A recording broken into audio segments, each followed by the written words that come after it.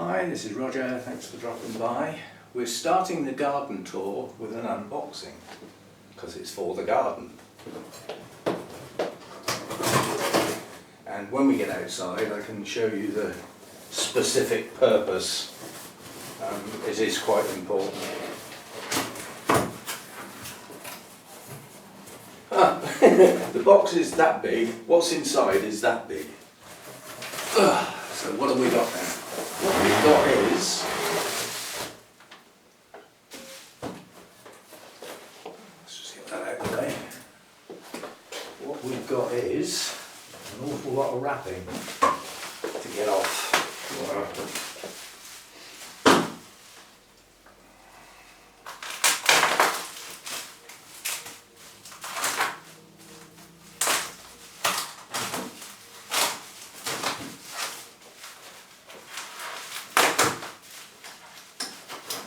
Scissors might do that a bit better, perhaps.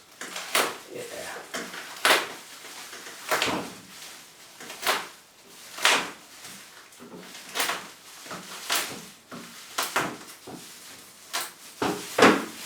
Right, so what we've got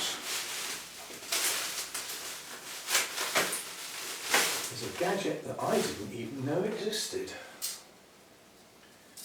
Effectively it's a garden rake, but it's an extendable garden rake in as much as it does that. I presume you can see that.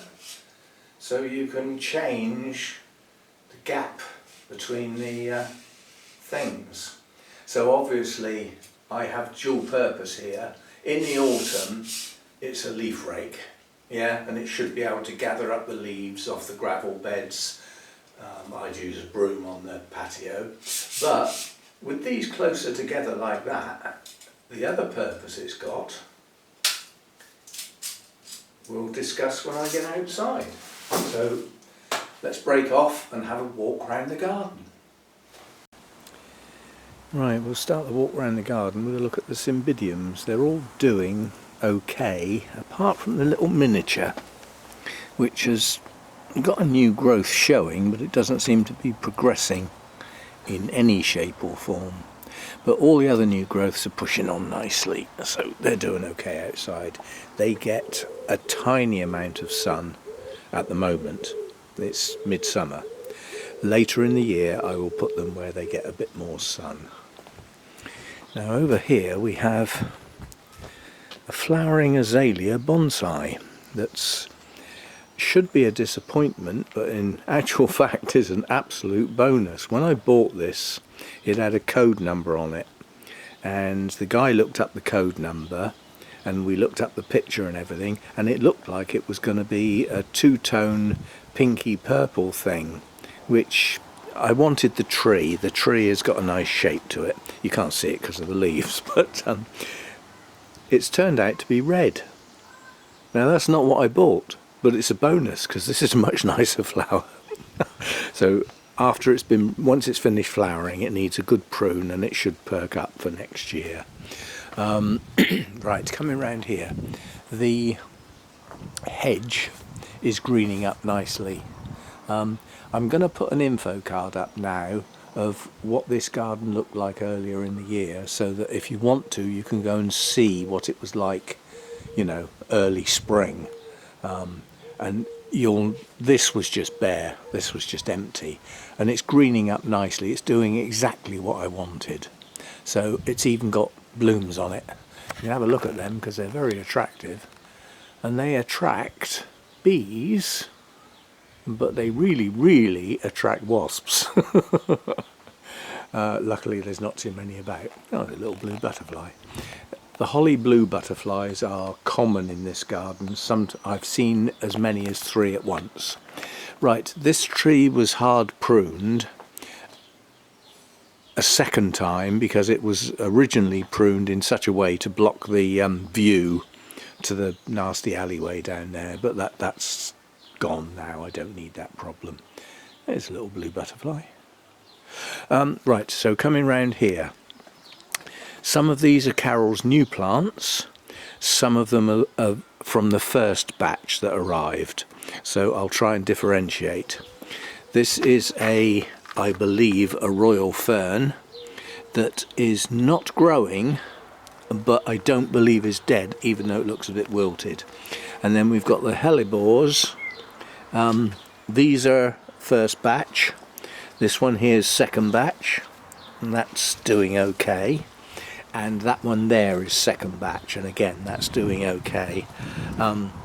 The violets are suffering badly in the sun.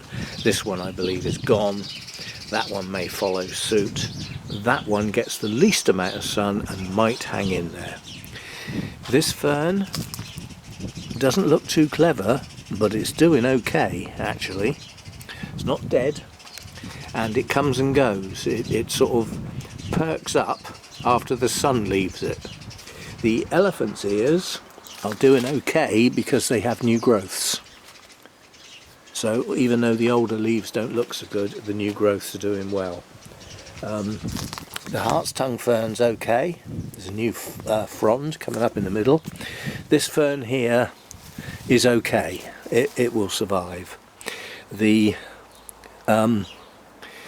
Aquilegia here has probably not made it. The fern up in here, whoops, is also going to do okay. That's got a new frond coming, and the existing fronds are okay. They're not wilting. The foxgloves that were planted up the back there, now they might look odd because their flower spikes bent. That's where they wilted. Now the one that's bolt upright there was one of the original foxgloves, but they're in bloom and the bees visit them regularly. That means we will get seed, and I'm not going to collect the seed and distribute it. I'm going to let the seed do its own thing. It will either work or it won't. Right, moving on. Hart's tongue fern there, doing fine. This tiny little primrose was wrapped up separately to the others in a little bit of what looked like a bit of a handkerchief. That's coming on okay, and it's not wilting because that had enough roots to be successful. This fern's not looking too clever, but it's not dead. Another violet that's suffering but hanging in there. That hart's tongue fern will be okay. Again, the Aquilegia not looking too clever at all. That fern is looking fine. The foxglove there is one of the original foxgloves. Right, well, this Aquilegia is doing okay. It's not, you know, the blooms have gone. I need to trim that back. This geranium is okay. It wilts in the sun, but then it perks up again, so that one's okay. That's a primrose from the original batch. That will be fine. Violet, coming and going. Not too clever, but not dead yet. Now we'll stop here and have a look at the Wisteria, because I need to talk about this. You remember this when I had to deal with it? Those tendrils had gone right up to the top of that conifer. You can see the dead bits where they were cut off. Yeah? So it's doing it again. You can see the tendrils coming out. So as part of the weather providing, when Hannah does come down eventually, as part of that weekend, I'm going to cut this off about 1/3 of a metre below the top of the fence. And at that point, the tendrils that come out for this year are going to be cut off. I'm just going to maintain a bush. Now this bit here that's actually got a flower on it, that's the first flower I've seen on this one. Oops, I'm getting hooked up in the rose here, we'll do that in a minute, is taking over here. And there are elements of this growing at a lower level which are beneficial because it hides the fence. This has got to be kept under strict control this year. I will not let that get out of hand. That cost me backache and some hard work and a lot of trips to the tip when that got out of hand last time round. Right, now we come round here. Primrose is here. It's blatantly obvious which is the one that was from the first batch and which are the 4 from the second batch, because they're not doing too good. But I don't think they're dead. I really need rain, that's what I need. But what we didn't have last time was the rose. Now this is called an old-fashioned multifloral rose. Now in the old days when these bloomed, they would scent the whole garden. But the modern reproductions of these old roses have often lost their scent. This one is slightly scented. It's very, very pleasant, but you've got to get in quite close. Anyway, that's doing okay. This is why I've never liked roses. Rust spot and stuff. You have to keep flipping spraying the blinking things. Right, so the rose is doing okay. The nettles are getting a bit big. They might need to have a bit of a trim. We shall see. That foxgloves there seems to be quite a few white foxgloves in amongst Carol's selection. That fern's doing great. There's no problem with that one. Right, in here, if I can get in here, there's another what I believe to be royal fern that's not looking too clever. We will see if that progresses. In behind it are foxgloves with bent flower spikes again, but the blooms have opened and the bees are getting to them. That foxglove in there was one of the first lot that arrived. Note the dead straight, upright spike. Oh, these roses are gorgeous, aren't they? Anyway, round here then we've got this, and I've completely forgotten what that is, but although the plant itself is badly wilted, the blooms have continued to open, so they must be getting something up from the base to be able to do that. And then we've got a geranium up in there and a couple of geraniums here that are not looking too good, but they're not dead.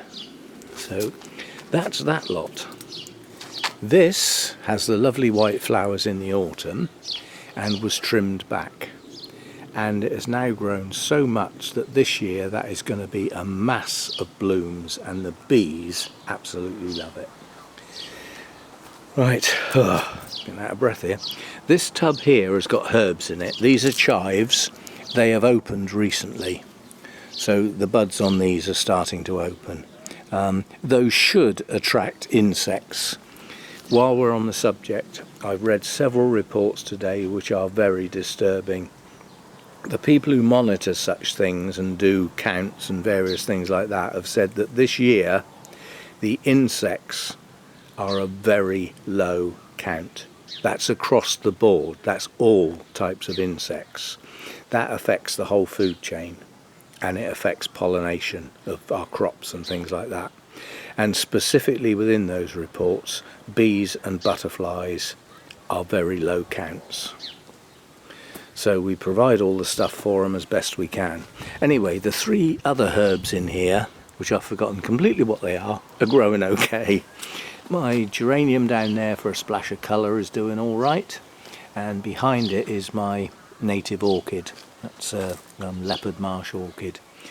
More bonsai doing okay. There's another geranium down there, splash of colour type thing.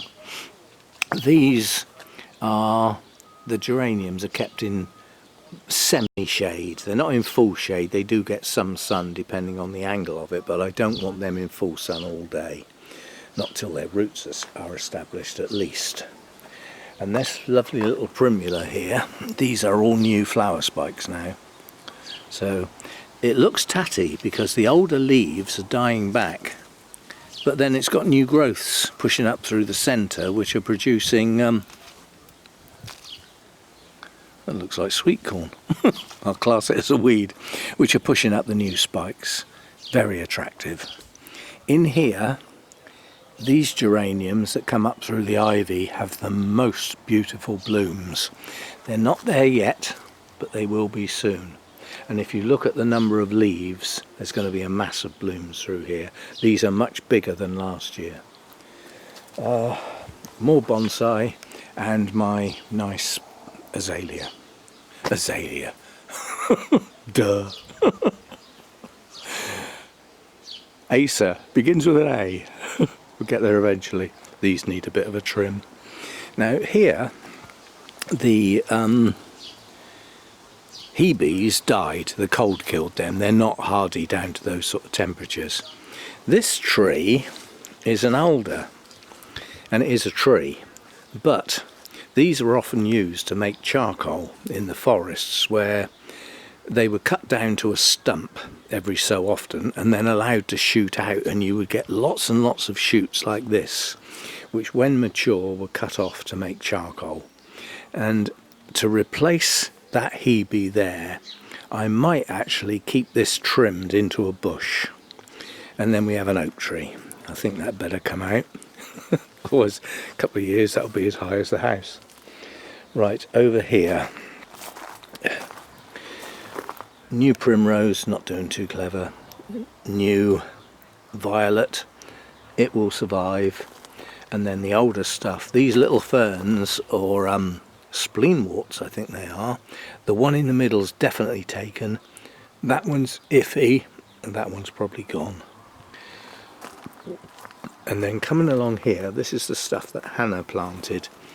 That has grows long sort of extensions that have lots of purpley blue bell-shaped flowers on. That's fine.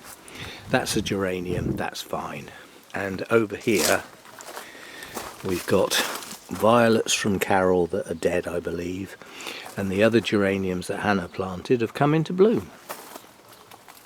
So they're making it. They won't make it without watering it every day though, because they wilt when the sun hits them, but then they perk up again when the sun leaves. Oh, right, where do we get to? The Wisteria has had it, that's gone over. The whatever this is, I've forgotten now, spiky bush I'll call it, is in bloom, and that attracts hoverflies and bees. Those blooms don't last long, but they will turn into a mass of red berries for the autumn, and that's for the birds. The camellia has got plenty of new growth on it, that's doing okay. The laurel, which is the plan, is to turn this into a hedge to cover the fence. It's doing exactly as I wanted, and if you've looked at what this looked like in the spring, it was bare stumps sawn off, and it's already greened up, so that's looking good. This conifer tree, just that came from the other house, I don't even know what it is, but I water it and it tends to grow. Right, over here, in here we've got the white. God, I'm not having fun today. My words, when I need a word right at the front, now it goes. And it goes into long-term memory, which is a problem. Anyway, this foxglove hitched a ride in this tub. This has come from the other house. And that, come on. No, it's not going to come. Whatever it is was paid for by Gale to actually attract the butterflies, and it's the white version. These two I bought myself. Nope, that name's not going to come.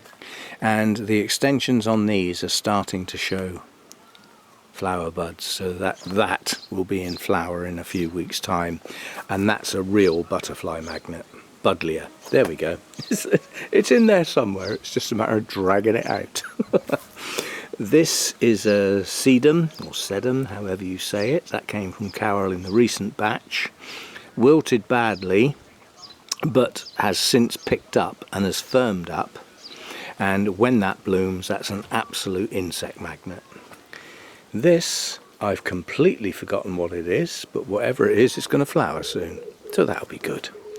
And more down here. This geum has been an absolute gem. That cost me £6. It came into flower not long after it was planted out, and it's a succession. You just keep looking at the tatty blooms and take them off, and it just continues to produce new blooms. That's where we take them off. So that's doing incredibly well, and now that I know that exists and what it's called, next year in the spring I may go out and look for some others, because this doesn't only come in red, it comes in yellows, it comes in oranges. We might get a few of these dotted around. These are visited by some types of bees, It's not a bee magnet, and it's certainly not honeybees. I don't think I've seen a honeybee in this garden yet this year, but we are seeing bumblebees, and this is a magnet for some types of bumblebees. So that's that bonsai stuff. Now over here, this is a perennial wallflower, and it was recommended on several places when I was looking for things that attract bees and butterflies. And the only insects I've seen on this plant throughout this year, bearing in mind I sit there with my wine, is hoverflies. I haven't seen a bee land on it, and so far there aren't many butterflies around anyway. The rosemary back here needs a trim. It's finished flowering now. They get leggy if you don't trim them, so I will have to do a trim on that soon.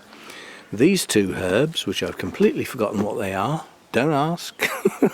This one's coming into flower. The flowers are tiny.